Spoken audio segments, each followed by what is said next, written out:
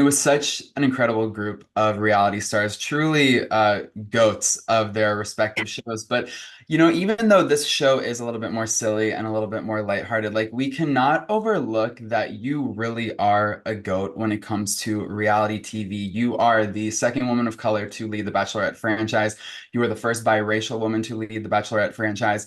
And I imagine that when you reflect back on that time, because you were doing it during a very like heightened time, like socio-politically in 2020, what was the Yes. most rewarding part of that experience and what was the most challenging part of that experience? And do you even feel like you're the same person 4 years later? I feel like rewarding. It was during a time that people, I don't know, people's like senses were like heightened, but like I almost gave them a sense of relief.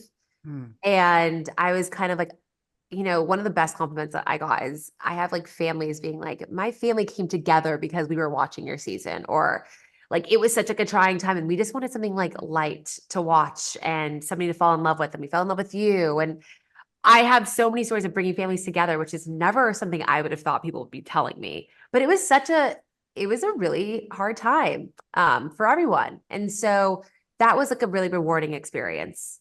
Um, but on, the flip side of that, it was also a very heavy experience to be having fun and being in this bubble and dating while there's literally riots and, you know, such heavy things going on in our world at the same time. And I felt like so out of touch and disconnected when these were really like difficult times for me to be a part of. So it had its challenges and it also had its benefits, but it was a lot. It was really heavy. Am I a different person? I mean, obviously, naturally, I have evolved quite well, but I think that it has just made me such a strong individual. And I feel like I am more myself now and more comfortable in Hmm. my skin. And I think I've said that after each show and each experience because it just like pushes you to do that. But I'm like so happy to be me. And I, I love myself. And like, I'm happy I've experienced all of those things in order to like be so confident today.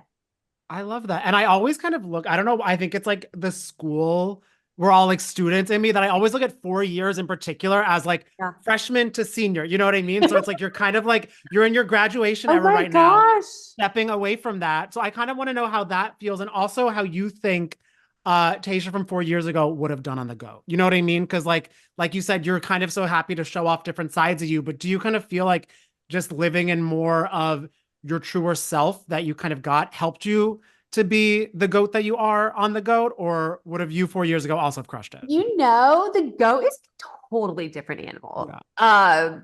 I still kind of felt like a freshman because it was just like not in my wheelhouse, right? As you can tell, I lead with the heart and I kind of feel like I just kind of want to have everybody like be in the conversations. And typically in this type of show, it's not always the case. You have to form alliances, you have to be competitive, you have to like have strategy. You know. Well, like I wasn't ready for that. So I definitely felt like the freshman in the house. And I would maybe do it a little bit differently, not too much, but maybe just not show my cards that I'm like an actual threat right off the bat.